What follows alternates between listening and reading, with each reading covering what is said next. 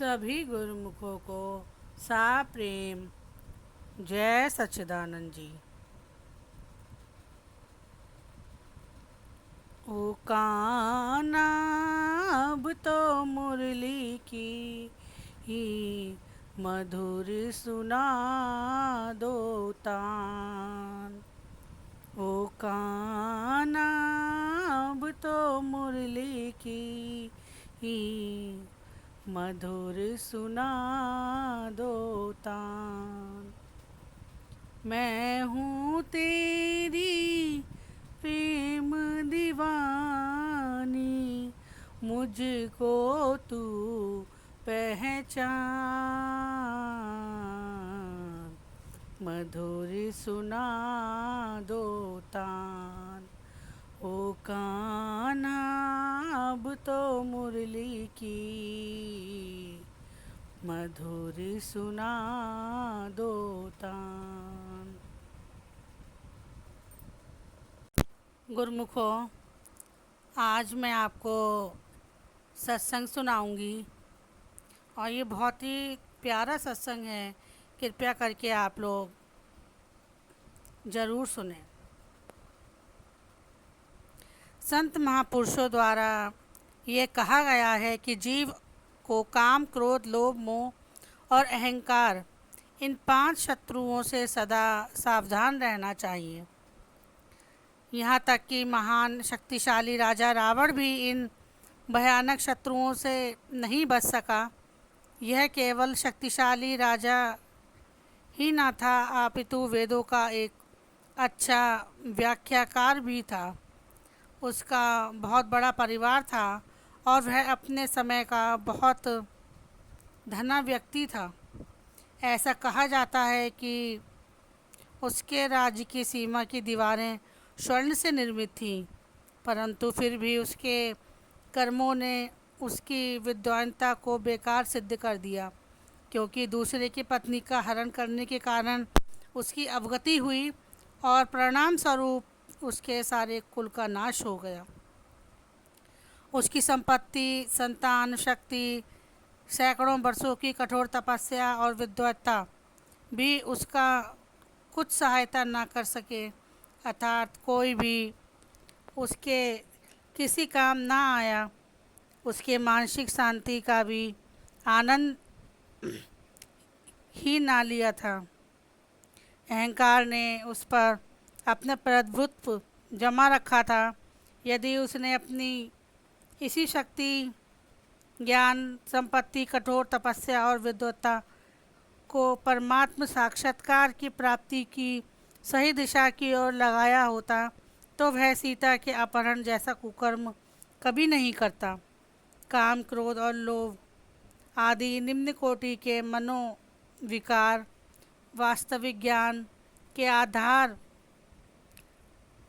अभाव में ही उत्पन्न होते हैं। अपनी आंतरिक आसक्ति को दूर करने के लिए तथा सुख और शांति प्राप्त करने की आशा में ही मनुष्य यह सभी कुकर्म करता है।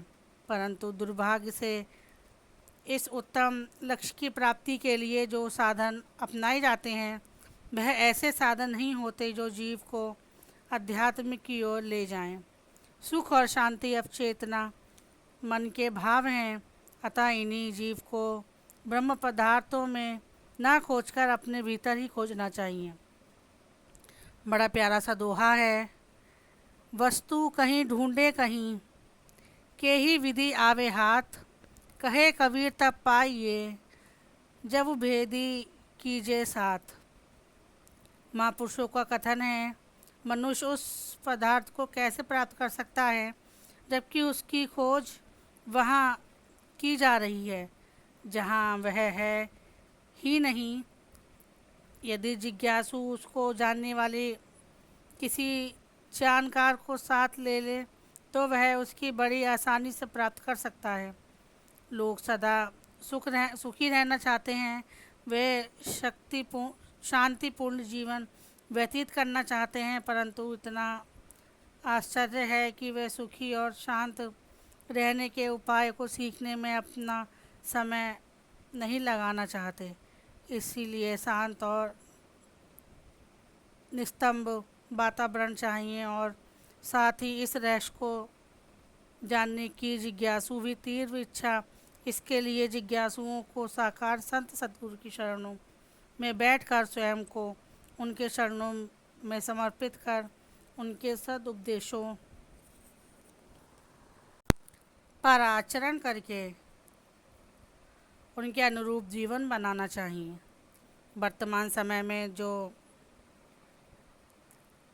जगत के पदार्थों में खोज की जा रही थी उसे संत सद्गुरु ने निर्देशन में आत्मा की खोज से परिवर्तित करना होगा। पूर्ण गुरु के मार्ग निर्देशन के बिना सुरत या चेतन आत्मा की अंतरिक्त यात्रा नहीं हो सकती।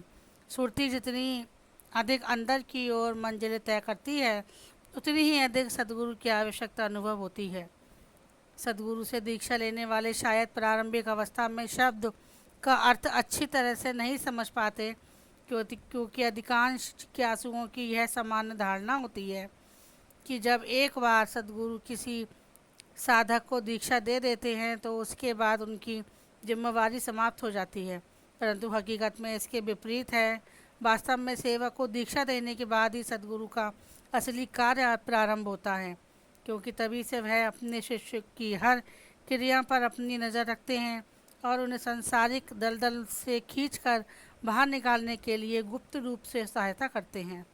जैसे जैसे हम इस मार्ग पर आगे बढ़ते हैं उतनी ही अधिक हमें गुप्त सहायता से अनुभव करते हैं। निम्न दृष्टांत से यह बात और भी स्पष्ट हो जाएगी।